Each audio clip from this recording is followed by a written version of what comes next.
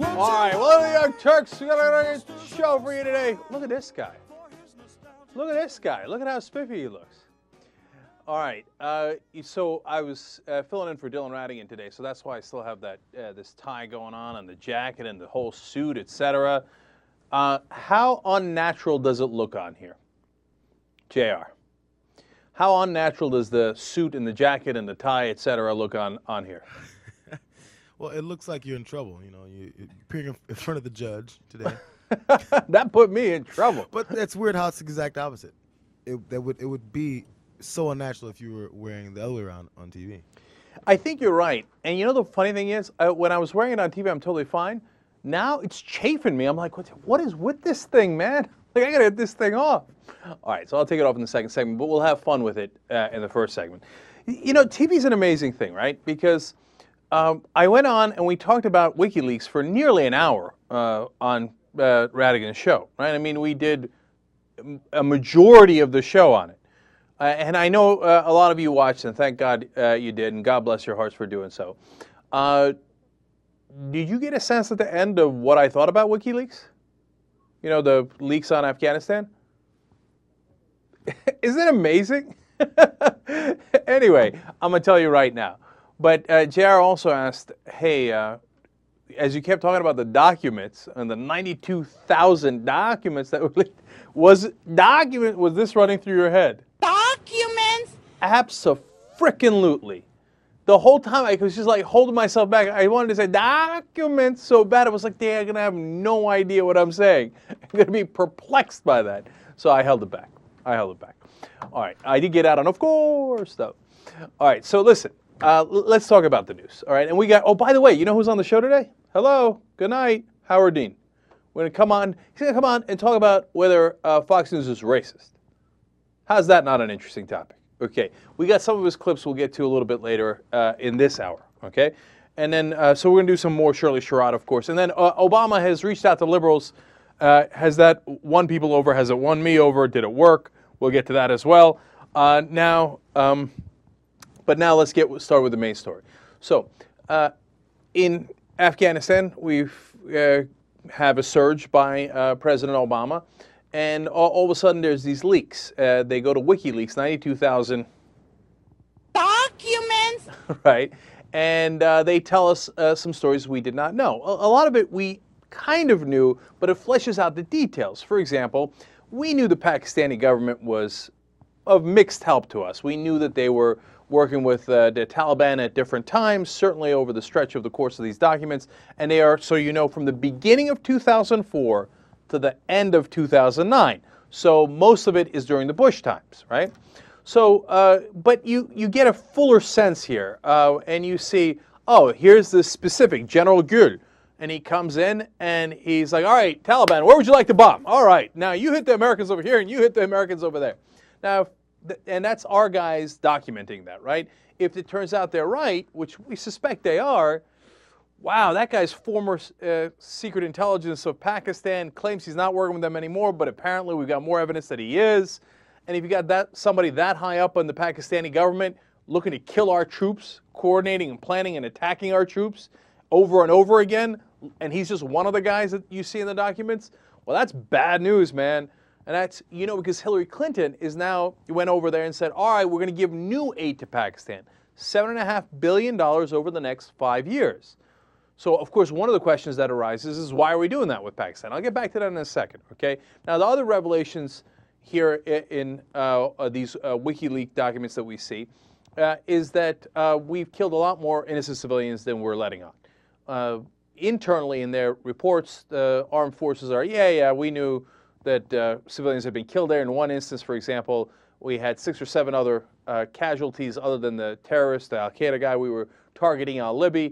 And by the way, they were all children, right? And sometimes we'll say something completely different in the press than what we actually know behind the scenes. For example, it turns out the Afghans have heat-seeking missiles. Now, we've pretended all along that they didn't. And say, oh, small arms fire that brought down that helicopter, et cetera. It turns out, no, they've got heat-seeking missiles, and that's how they took down at least one of our helicopters. Now, people say, well, they miss most of the time. Of course, they missed most of the time. They missed most of the time while fighting the Russians. That's not the point. The point is, do they have them or don't they? If they have them, then they have much bigger capabilities, and we're in more trouble in terms of the fight against them. That doesn't mean you shouldn't have the fight, but you shouldn't at least know and the American public should know that information. And the list goes on and on. Of course, the overall picture you get is that the fight against the Taliban and Al-Qaeda in Afghanistan and in Pakistan is not going nearly as well as official statements would have us believe. Again, not overwhelmingly surprised by that, but interesting to see the details and see how things are a lot more screwed up than we thought. So, now, let's talk about the implications.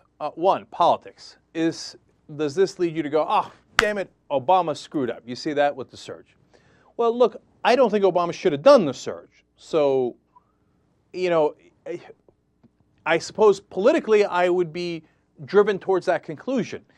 Except, and some of the stuff is in 2009 when he was in charge is damning, but most of the documents are before Obama even comes into office.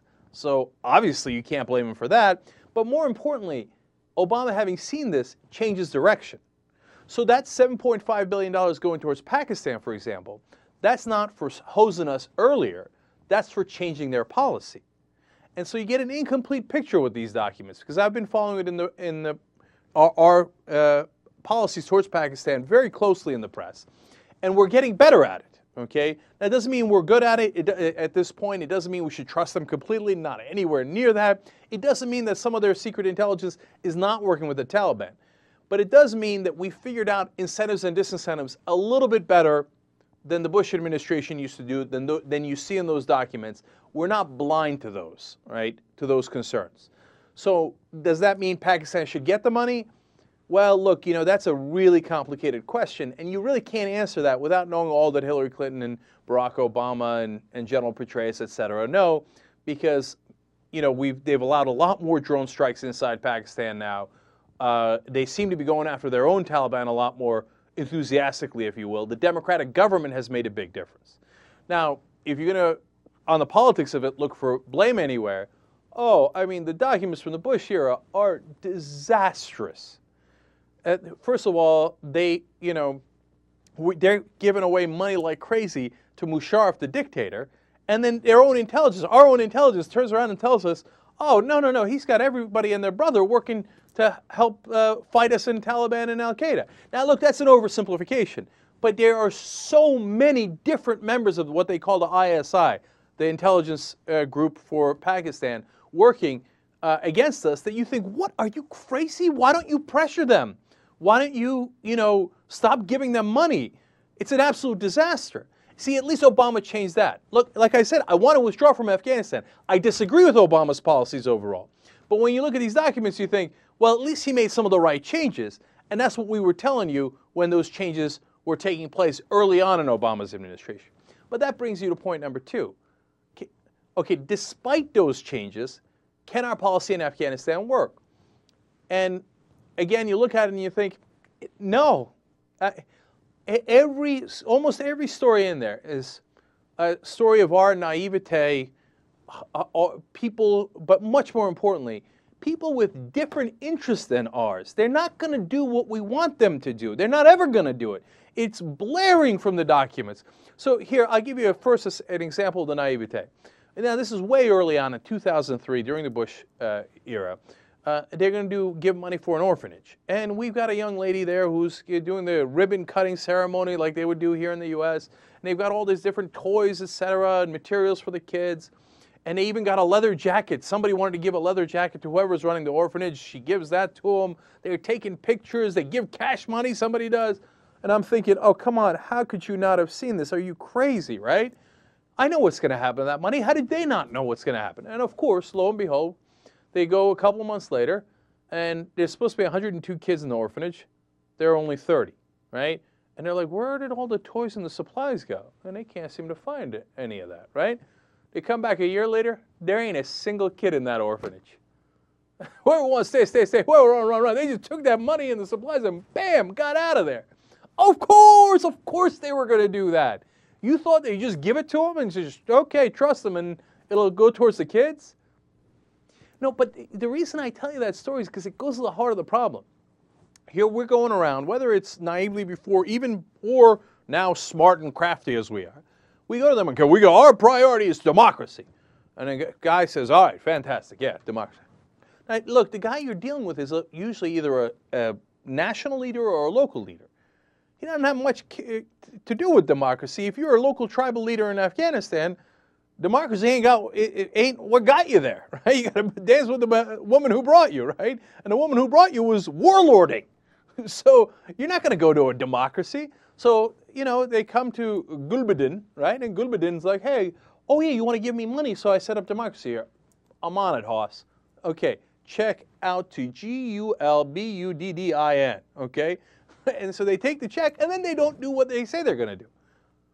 To which I say again, say it with me, of course, right? So as you look at all this, you say, how the hell are we ever going to win? They don't have the same interests as we do. They don't have the same priorities as we do. Even the guys that are theoretically on our side are taking the money and running. Oh, the Afghan police and army is a disaster in all these stories. They're so corrupt, they start holding up our convoys. They surround our convoys with 100 guys and they're like, all right, give us ransom. They're like, what do you mean? We're the ones who built this road. We're the Americans. We're the ones that put you in charge. They're like, yeah. Come on, out with the money. It's not going to work. It's not going to work. Even if you're the smartest guy in the world and you have the most brilliant counterinsurgency strategy, it's not going to work. So, I hope these leaks start to get that through people's thick skulls. And I'm not sure they will, but it's a good way on the road there. Now, one more thing about the leaks in the media. Some people are ecstatic about the leaks because they give you a fuller picture of what's happening, and I just explained that to you. And that's definitely good to have that knowledge if we're, as a democracy, going to decide which way to go. But does that mean we should, not prosecute the leaker? And some progressives or some media figures are in favor of that. Me? No, hell no. No, look, if I'm the president in this situation, I say, look, I've got to reassess what's going on here, and I got a responsibility to be more open and honest and transparent with my own people, and we got a responsibility not to lie about certain things as we've been doing. But at the same time, I'm not going to let people leak left and right. Yeah, of course you got to make the leaker pay a price. You got to find him, and then you got to punish him. Now, for the rest of us, we feel kind of bad because you think, well, he's kind of a whistleblower and he's giving us this great information. But of course the government can't let people leak willy-nilly, right? So I'm not getting on Obama for that because some are saying he's going after leakers even more than Bush, right? But those are not necessarily leaks that are hurting him politically. I don't view them that way. Those are legitimate national security issues. Now, some might not be that grave, and today the White House comes out and says no harm's been done from this, so that's good, and I'm happy about that. And Julian Assange, who runs WikiLeaks, says he has more documents he has not released partly because of national security concerns. I'm glad he held off on those. That's smart as well. But if the government goes after the leaker, that makes sense. Now, if you're the leaker, was it the right thing to give it to WikiLeaks? Oh, on that front, hell yes. You see what the mainstream media has fallen to? Even leakers can't trust the mainstream media. They think, all right, well, if I give it to one of these big papers or one of these big television networks, they might not run it. And they're right, because the New York Times held so many stories, including about Afghanistan, and including about how we didn't go after Osama bin Laden. They held it from 2004 when they had it to, 2003 when they had it, till after the elections of 2004. Why did you hold it? I guess for political reasons, right? And so if you don't trust the media to do the right thing, I think you're probably right. And WikiLeaks here, did not leak anything that was sensitive, but leaked things that gave us a fuller sense of the war. Fantastic. That makes a ton of sense to me, and I think that they, from their perspective as a media organization, they did it exactly right. And then they shared with the New York Times, The Guardian, and Der Spiegel, and those people got the word out. And that's the way it should work. So now we know, or we know the story, of course, a lot better than we did before. All right. Later in the program, we're going to have somebody from the National Security Network. He's going to come on and talk to us about the implications of this as well. And we'll see if it begins to change the tenor of the debate. We'll see if it changes the politics of it. And as I think we'll have time here, I'll show you one of the clips I did on the Radigan show, the Republicans, what did I tell you? What did I tell you? Here they go. They're flipping on Afghanistan. They're saying, oh, yeah, it's obviously Obama's war. Afghanistan, we never had anything to do with it. No. Yeah, of course, Obama screwed it up. Who didn't see that coming? Who didn't see it? Well, I can name one guy, Obama. But I'm sorry, he's a brilliant tactician. All right, let's come right back. All right, back on the Young Turks. I might come back to Afghanistan to show you that Radigan segment where the Republicans have begun to flip on it. But I wanted to do two more things on that real quick before we move on to other topics. One, if you haven't heard, 2 Navy personnel went missing on Friday, and the reports say that one of them is dead and the other one has been captured, and that the Taliban have both of their, both personnel, like I said, one dead it appears, and one still alive. It just makes the situation even messier. It looks like this month is going to be the deadliest month for our troops so far in the entire war. Another 5 U.S. soldiers got killed recently, and it goes on. And these guys getting captured is not good news. One of our personnel was captured earlier, too. It's interesting because apparently the Pentagon has decided not to talk much about it. They don't think it helps to talk about it. When Israelis get captured by Hamas or Hezbollah or whoever else, that's all people ever talk about. It's interesting because obviously the Pentagon has made a strategic decision. They don't think that it helps us to talk about it. But our media goes along with it. I don't know if that's a smart thing or the right thing, the wrong thing, but it's interesting that we do listen to whatever the Pentagon says. When's the last time you heard about a captured soldier in Afghanistan? One was captured in 2009, never got him back. Did you ever hear about it? I mean, you might have heard about it once. Did you hear about it since? So will these guys disappear off the map too? Will we stop talking about it after today? I guess, probably. I mean, that's another interesting note about the media and how it's choosing to handle these cases. Okay, now, one last thing on this. Rush Limbaugh has decided to weigh in on this WikiLeaks from Afghanistan. And, the reports and the documents say that we've killed a lot more civilians than we're admitting, including men, women, and children. In one particular expedition, our special forces go out there. Now, that's drawing a lot of attention because they're saying, hey, these special forces are on the ground and they've killed civilians. I actually don't think it's that much different than a drone strike where we kill civilians all the time. It's just we're not on the ground. We do it from the air. So, if you're mad at the drone strikes, I hear you. And then you would also be mad at this. If you think the drone strikes are okay, I suppose you would think this is okay too. Just be consistent on it. Just know what's happening. But in one of the stories where we go after this Al-Qaeda guy named Al-Libi, 6 to 7 kids wind up dead. Okay, now that's in our internal reports where we admit that internally, right? So now that's it. Most of us would think that sucks. Not Rush Limbaugh. Rush Limbaugh thinks it's perfectly natural and I guess A-okay. Let's listen in. The documents cover some known aspects of the troubled 9-year conflict. U.S. Special Operations Forces have targeted militants without trial. Afghans have been killed by accident. Why? That is unheard of. That is unheard of in any war anywhere in the history of the world. That civilians have been killed by accident? That's unheard of. Do you realize what this says about us? How guilty, how rotten to the core can this country be? Innocent Afghan citizens killed by accident. In the old days, it used to be on purpose, i.e., Hiroshima, Nagasaki, Dresden. In the old days, the definition of winning a war was killing people and breaking things. In the old days, there was no such thing as a surgical strike. In the old days, you purposely killed innocent civilians. That's what war was all about. That's how you won it. But now, all of a sudden, these big WikiLeaks documents say that Afghans have been killed by accident. Whoa, the incompetence of the U.S. military. Well, that's fascinating. So the good old days, according to Rush Limbaugh, when we killed innocent civilians on purpose. By the way, you heard him say it right there. He said, where we purposely killed innocent civilians. Now, you might say, yeah, that did happen. Of course. And yeah, we dropped, the bombs in Hiroshima and Nagasaki, and we knew there were innocent civilians there. Now, my question to you is that something that should be celebrated? Something that we should go back to because it was the good old days when we broke things and killed people in war? Okay, if you think that, if you think, yeah, hell yeah, nuke them, well, then I got two questions for you. One, I thought we were trying to liberate the people of Iraq, the people of Afghanistan, and we were trying to bring them democracy, and we were trying to help them. How does it help them to kill them? Remember, we're talking about innocent civilians. And then what's our point there if that's all we want to do? And if that's all we want to do, why are we there? Because Panetta, the head of the CIA, said there's only 50 or 100 al-Qaeda members at most in Afghanistan. There are a lot more al-Qaeda in many other countries, Yemen, Somalia, and obviously Pakistan.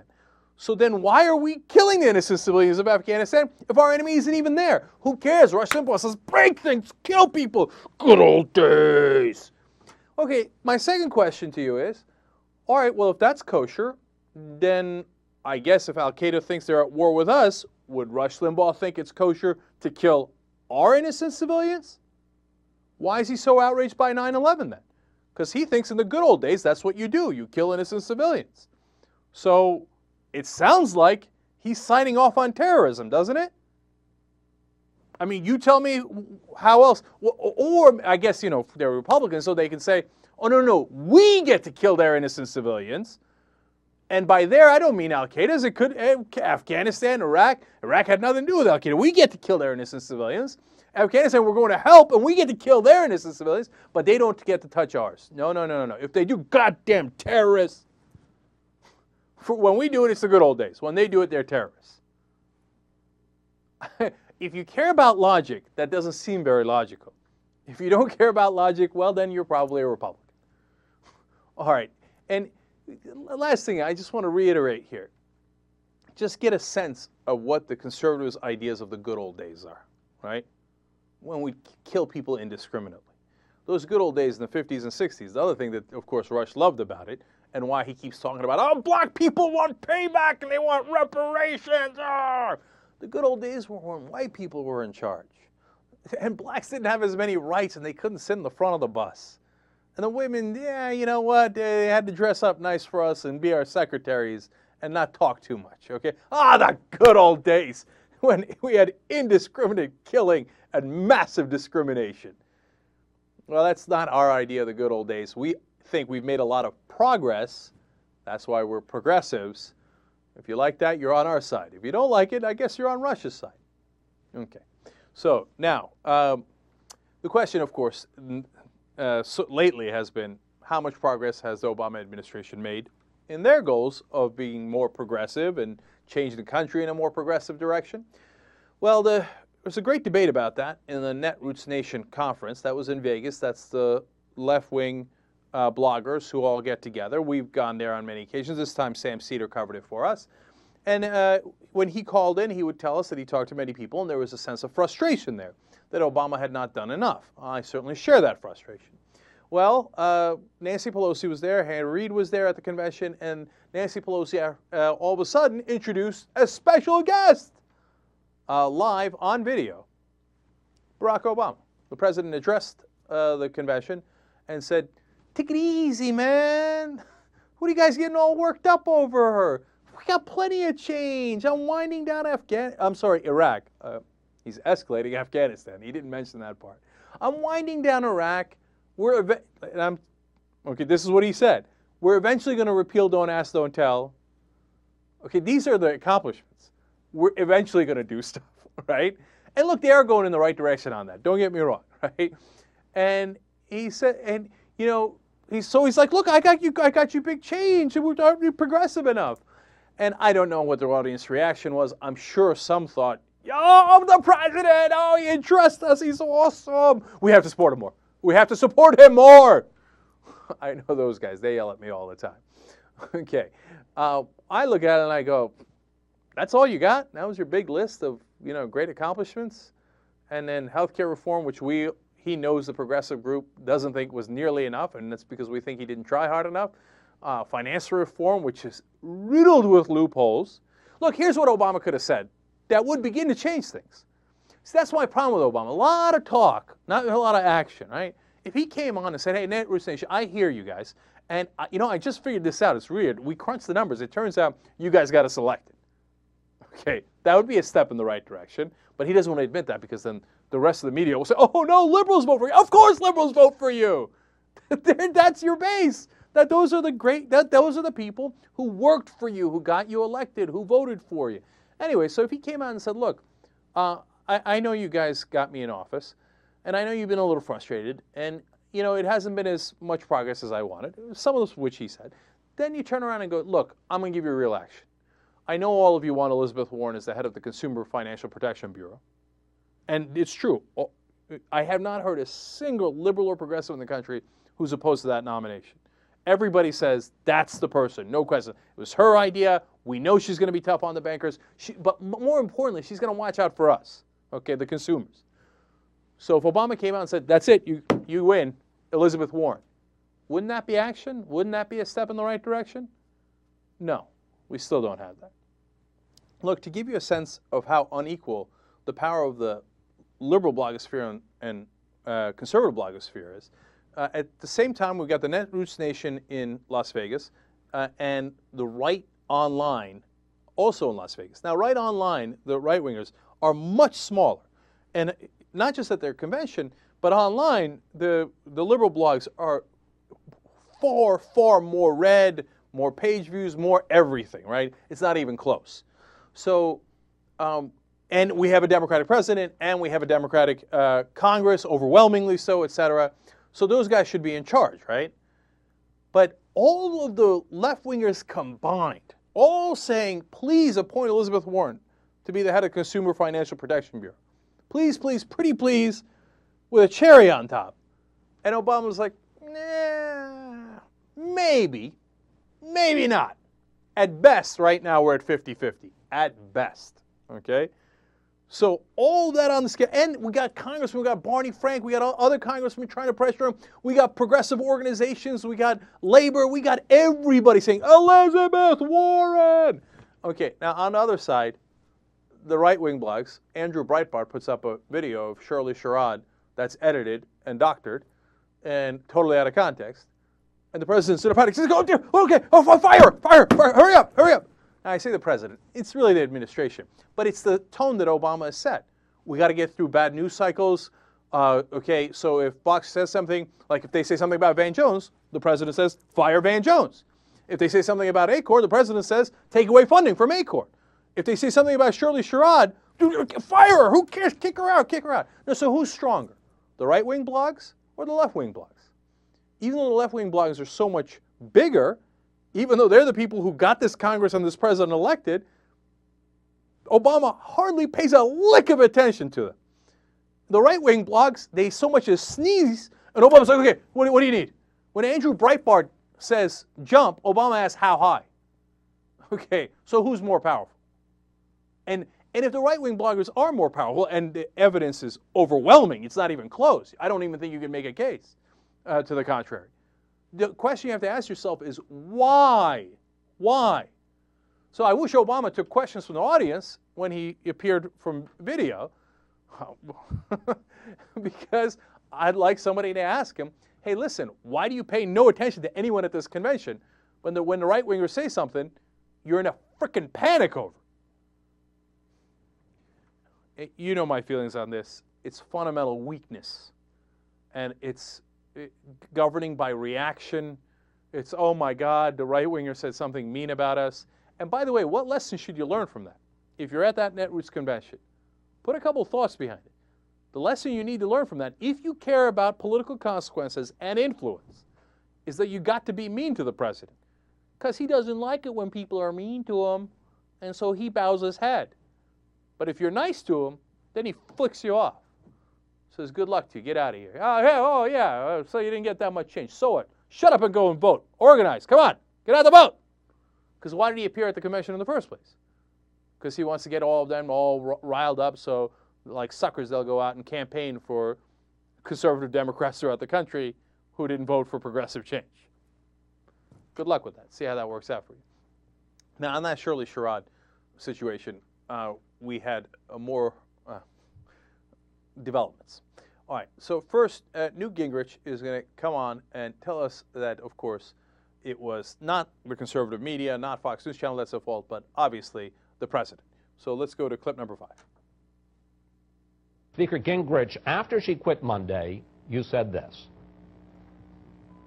I often disagree with this administration, but firing her after that kind of viciously racist attitude was exactly the right thing to do. And the fact that we have to be genuinely colorblind. You can't be a black racist any more than you can be a white racist. Speaker, was that irresponsible, calling her viciously racist based on an internet clip that had been taken out of context? Well, remember, I was operating in the context of the Secretary of Agriculture having summarily fired her. And therefore, there was no reason to disbelieve the clip. And what you see was one more example of the Obama administration's continuing incompetence. Apparently, she didn't even get the courtesy of a chance to talk to the Secretary of Agriculture, who I suspect fired her under pressure from the White House. And she says she was told that they were firing her under pressure from the White House. So my comments were in the context of a clip which had been validated by the Secretary of Agriculture, who had fired her. Clearly, when you look at the complete clip, and when you look at the background information, and when you listen to the white farmer say she'd actually been very helpful, I think it's a fair case can be made that this administration acted with destructive irresponsibility in the way that they fired her. That is awesome. So he comes out, says, she should be fired. She's viciously racist. When they fire her, he says, destructive incompetence. How could you possibly fire her based on what I said? That's awesome. Okay, now to be fair to Newt, they'd already fired her when he called for her firing. So, mission accomplished, and then it turns out that he was totally wrong, and that Obama was totally wrong for kowtowing to him and to the other people that were on Fox News making similar comments. But now he says, oh, well, who cares? I wasn't wrong, Obama was wrong. And he said, what I said was validated by the Secretary of Agriculture. Well, he's right about that. When you give in to them, then you validate their position. And then they come back and turn around and use that against you. How stupid are you? When are you going to learn this lesson? If they give in to Fox News one more time, what am I talking about? Of course they're going to.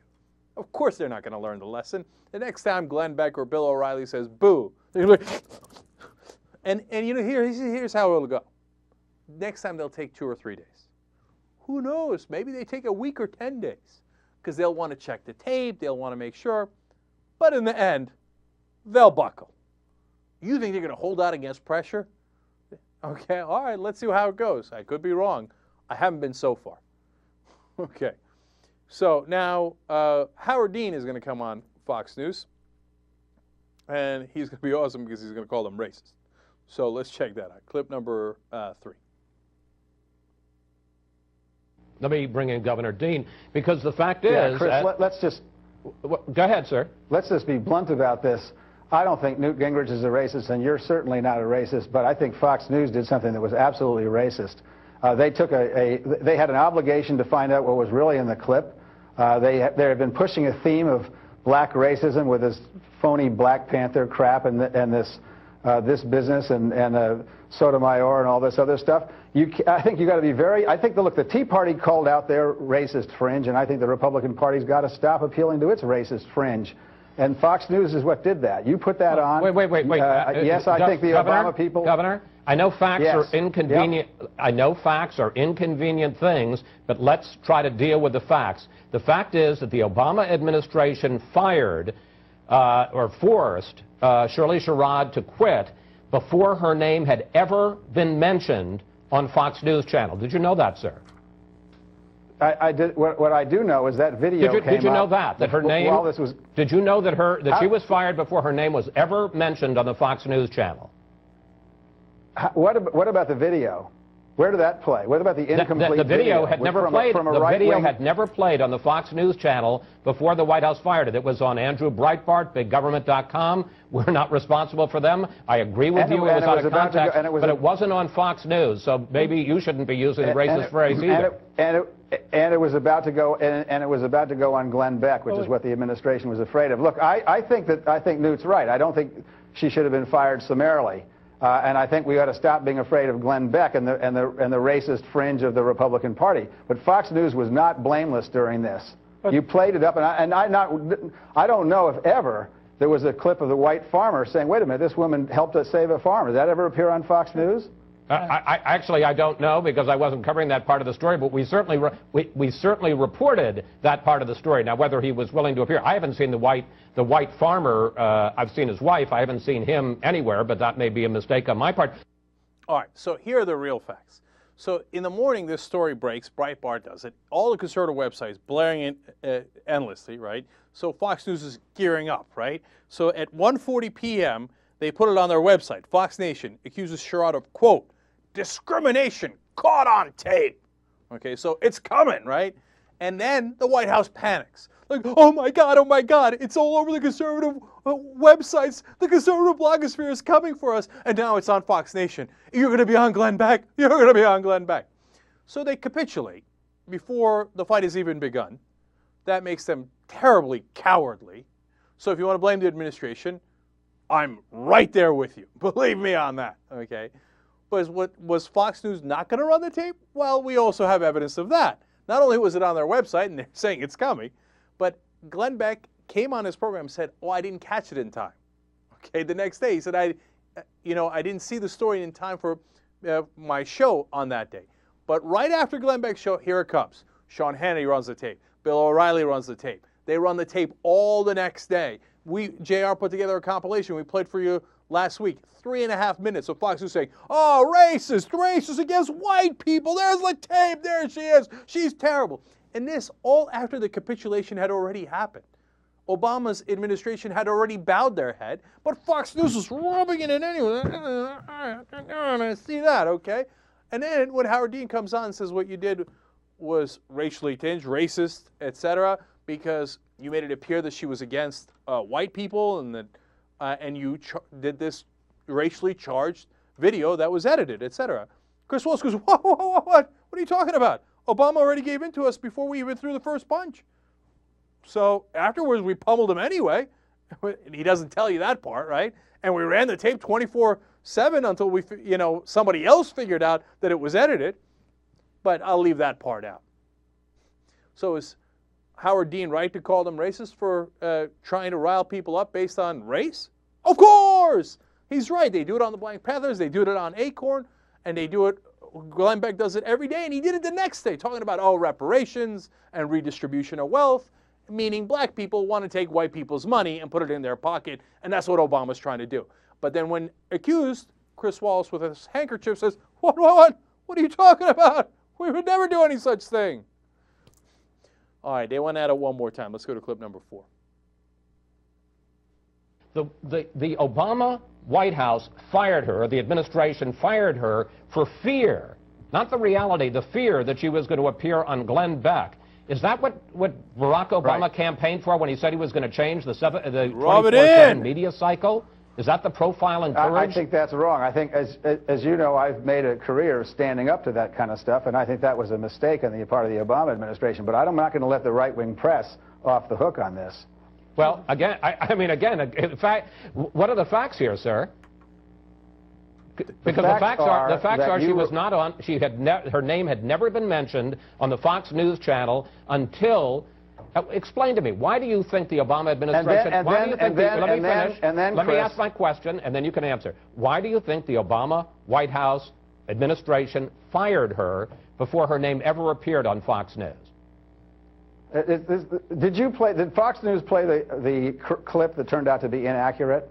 After she was fired.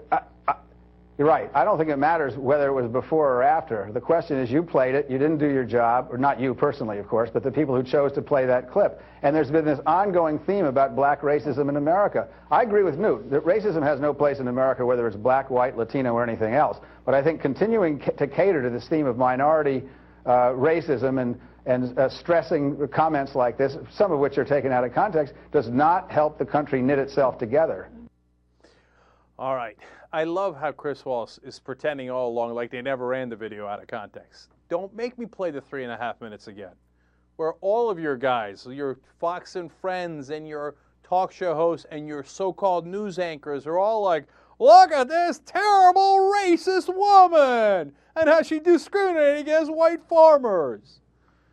All right. Well, look, Howard Dean's going to come on the program a little later today, so we'll have a discussion with him on exactly all of this, what he meant, what he wants to do in the future, and how the administration should react. Because the one part that Wallace is right about, he's like, well, what can we do if the administration is so scared of us that they immediately buckled the minute we threatened to even run a story? It's disgusting, and it's totally true. All right, Young Turks. There used to be a Graying Tower alone. All right, back on TYT. Cenk and Richard with you. Richard, hit us with your conspiracy theory. Well, I should preface it by saying I don't believe this conspiracy theory, but, for the conspiracy-minded among us, you could say that, WikiLeaks is a place where people anonymously release information. You just dump it there. Nobody knows who did it.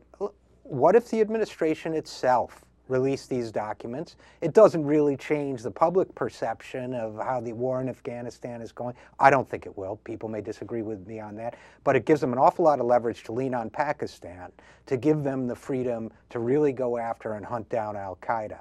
So if you really want to get into that wilderness of mirrors, espionage, CIA mentality, why not dump the documents, which may not even all be true, and on critical tactical and military issues, but the general just create a political climate where we get to pressure Pakistan and we get the head of Osama bin Laden, we get to declare victory and go home. And Obama would know the landscape of Pakistan better and would know to do that because he was born in Pakistan. That's right. Oh, no? Absolutely. No. Oh, okay. Okay. No, of course they didn't. You know why they didn't do that, Richard? That might have been savvy, and that might have been an interesting strategy. Are you kidding me? You're going to go into the Oval Office and tell Obama, look, I might be getting you in a lot of political trouble, but I think this might make strategic sense. Him and Rahm and everybody was, that's a good one. That's a good one. Get. Is it April Fool's? Yeah. It's a good point. Yeah. No, they're not going to get themselves in. They're not even going to begin to think about risking getting themselves into political trouble. What if Fox News got mad at them? Oh, good point. They'd have to fire somebody. Right. So come on. So, all right. Now, one more foreign policy news here. Michael Hayden, who was the CIA chief under President Bush, has come out and said that a U.S. military strike on Iran is more likely today than it was under Bush. And he says, look, before I thought we had a lot of options and things weren't, that the idea of attacking Iran was much further down the list. But these days, I think we're almost out of options, and Iran doesn't seem like they're working with us at all, so the attack is much more likely. Now, I have a number of thoughts on this. So let me start, and I'll run these by you. Okay. Number one, I think Michael Hayden is enormously full of crap. He's always been full of crap, and he should have never been confirmed for that spot in the first place. He's the guy who oversaw warrantless wiretapping at the NSA in the first place. He's also the guy who oversaw the redesign of the computer systems for military intelligence that was an enormous cluster, an enormous disaster, would have ruined his career in private industry and would have ruined his career in the military too, except that apparently he was willing to do and say what he was told to do and say, which is not irrelevant to my interpretation of this comment. Right. And so he was, let me be more impolite. He was willing to be Bush and Cheney's butt boy, and that had a lot of value back in the day, okay? So they said, all right, so you're a screw-up, right? So, but we'll give you another chance. You just not be a good boy, and you let us wiretap all Americans without a warrant, okay, or a court order. And he said, yes, sir, absolutely, sir. Where do I get the promotion, right? And so that's how it happened. Now, he's to tell us, no, we weren't really considering attacking Iran. At the time, it was low on my ass, you weren't. Cheney every day was going in and saying, come on, we got to attack, we got to. Now, to Bush's credit, he didn't do it, right? And he didn't listen to Cheney and some of the others. But for Michael Hayden to come and pretend that it wasn't a top option is crazy talk. Now, point number three. So now the Cheney and the neocons camp couldn't get it done under Bush. So now they're trying to pressure Obama. And look, you look at how pressure from the right works on Obama, it works like a charm. And you right? got to give the neocons this. They think long term in a way that progressives and particularly Democrats don't. So they're thinking a couple years down the road, just like they did with the Project for a New American Century. They're saying a couple years from now, if there's a new revelation, real or manufactured, that Iran is creating nuclear-grade uranium or whatever, they're going to say, we told him, we warned him, and he didn't do it. So that will give them political advantage and more leverage if they can't get a strike now to get a strike then. See, that's a really good point. Think about it that way. It's a win-win for them. Either they get the strike now, and they're like, fantastic, because they always wanted to hit Iran, right? Or, and start a disastrous war. Or they get to use it as a political chip against Obama. Oh, you see, if he just listened to us, Iran wouldn't have these capabilities, etc., right? So now we get to is Michael Hayden right or not, right? Look, Iran just made a deal with Brazil and Turkey, saying, okay, we won't enrich the uranium for military purposes, and you can confirm this because we will send you the uranium, and Turkey can refine it for energy purposes and give it back to us. It was basically exactly what the United States wanted. In fact, the United States originally sent Turkey and Brazil on that mission, okay? But when they came back with a deal that actually worked, that was too good to turn down, the U.S. was like, oh, Turkey is undermining. They stopped talking about Brazil at that point. And they said, Turkey's undermining our efforts in Iran, and I can't believe they would do that. No deal, right? That made me think, Jesus, I don't think they want a deal. I mean, and these aren't the Bush-Cheney guys. This is Obama. Why didn't he take? I mean, I read the details of the deal. It was a good deal. It got done what we wanted, which is they don't have a chance to build weapons from the uranium. Great. Well, you know, it makes me wonder, too, about those stories that were leaked last week about the fact that Obama's Secretary of State feels he isn't being aggressive enough with Iran. Did you see those stories? No. So I don't know if it's a matter of, and of course she's the one who took the far more aggressive position during the primaries. I don't know if it's intra-administration problems with Hillary Clinton or Rahm Emanuel, or whether they just don't know, or whether they can't get consensus, or they're afraid to endorse a plan that might actually work, because as with so many other things, that opens them up to criticism by the right. If they say this plan to process the uranium in Turkey and Brazil is going to work, then that gives them something for the right to attack them on, as opposed to keeping it all cloudy and up in the air. I don't know the answer, but it's not a good outcome. But Richard, as you list all those possibilities, I begin to think, oh no, right? Because this guy, Obama, is incredibly susceptible to right-wing pressure.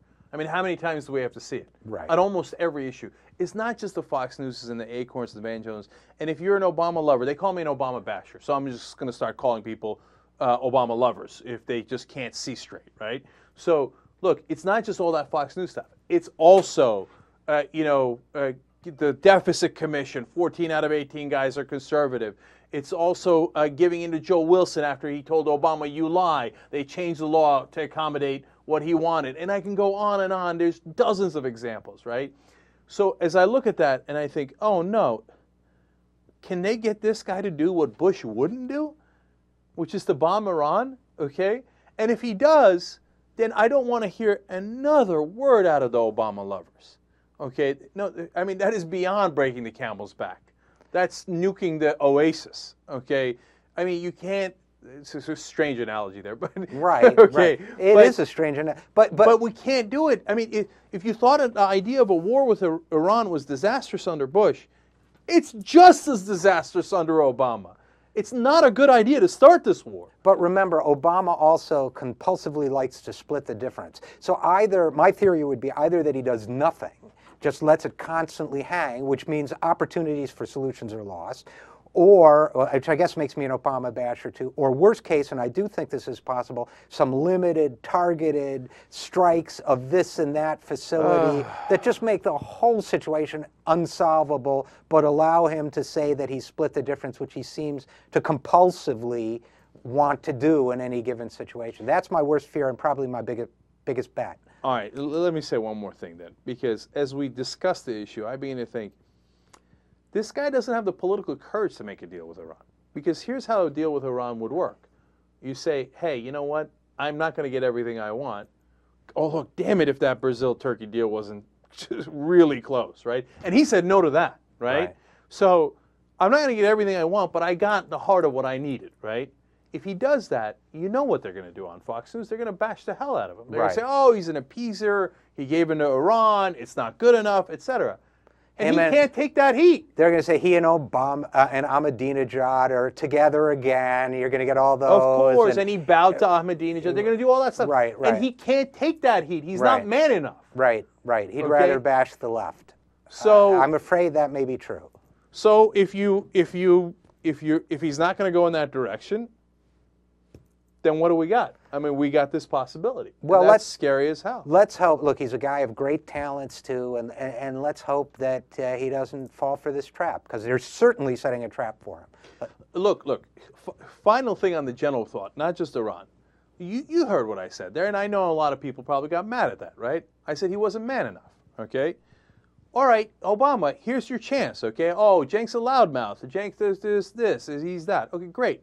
Prove it. Okay. Stand up to them.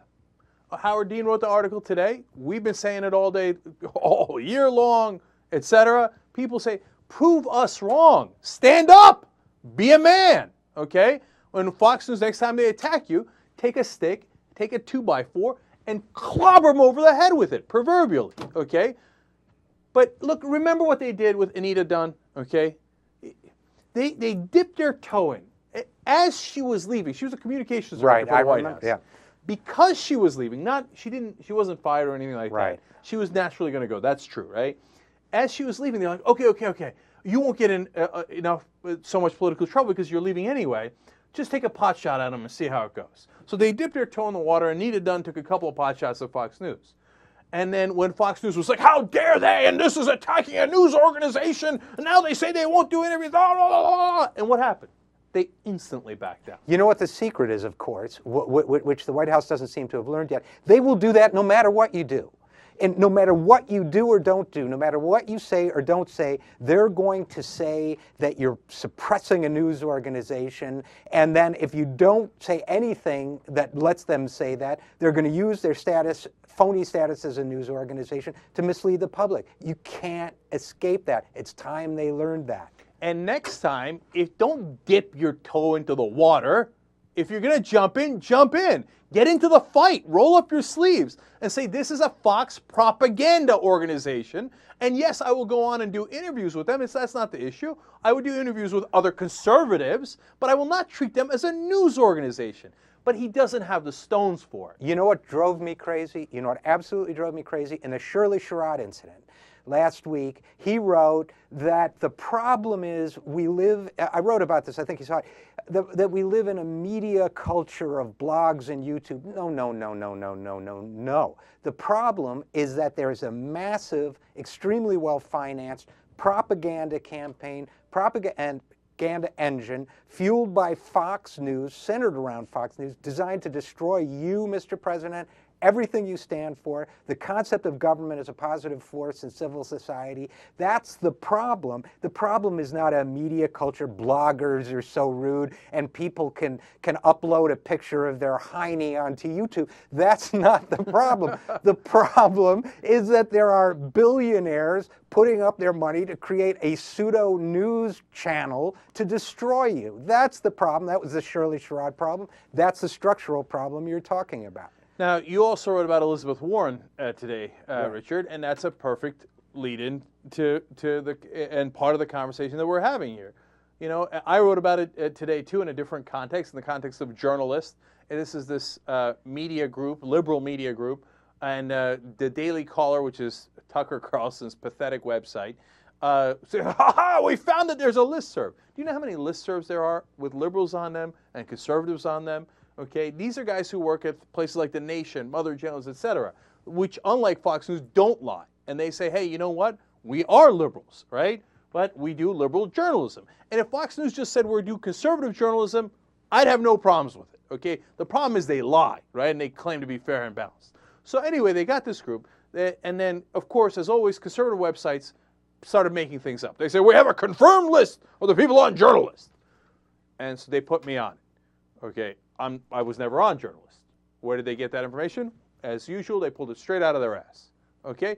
Because they don't care about the truth. They're not doing the truth. They're not doing journalism, right? They're just making it up. So they made up a list of so-called confirmed people on that listserv, right?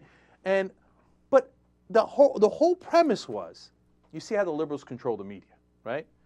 Except you see the emails that they put in there, and they're like, how can we influence the media? They won't listen to us. George Stephanopoulos keeps asking questions planted by Sean Hannity.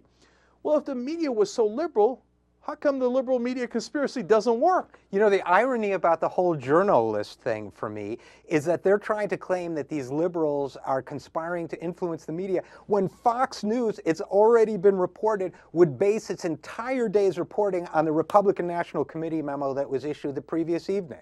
So that was very simple. No list, no nothing. The committee issues a memo. You report it as fact the next day. 24 hours a day, day in and day out at Fox News. They didn't need a journalist. They had orders from the Republican Party, and yet they're trying to make a pseudo controversy out of this. It's just unbelievable. Okay, but that leads to Elizabeth Warren, because look at this. If the liberal media was so powerful, why can't all the media, all the people, liberals in the country agree Elizabeth Warren should be the head of the Consumer Financial Protection Bureau? But all of them can't seem to push Obama over the top. Whereas the right-wing media says, hey, well, you better watch yourself about Shirley Sherrod. He's like, she's fired, right? So doesn't that show you that there is no liberal media conspiracy? And that if Obama was a progressive, we wouldn't even be having this conversation. He would have already said Elizabeth Warren is the head of that commission. Right. Look, you know, I wrote that piece because what the conservative media does, and there is no liberal media, please, there just period, there isn't. But what the conservative media does is they have somebody like Matt Drudge or some other hack write an attack piece, then Fox reports it as fact. It's the layup, it's a shot, okay? And what I wanted to do in this case with a new phony story about Elizabeth Warren is kill it before it gets picked up by Fox. Hope I succeeded. I don't know if I did. All right, Richard Ascough, thanks so much for being on Young Turks.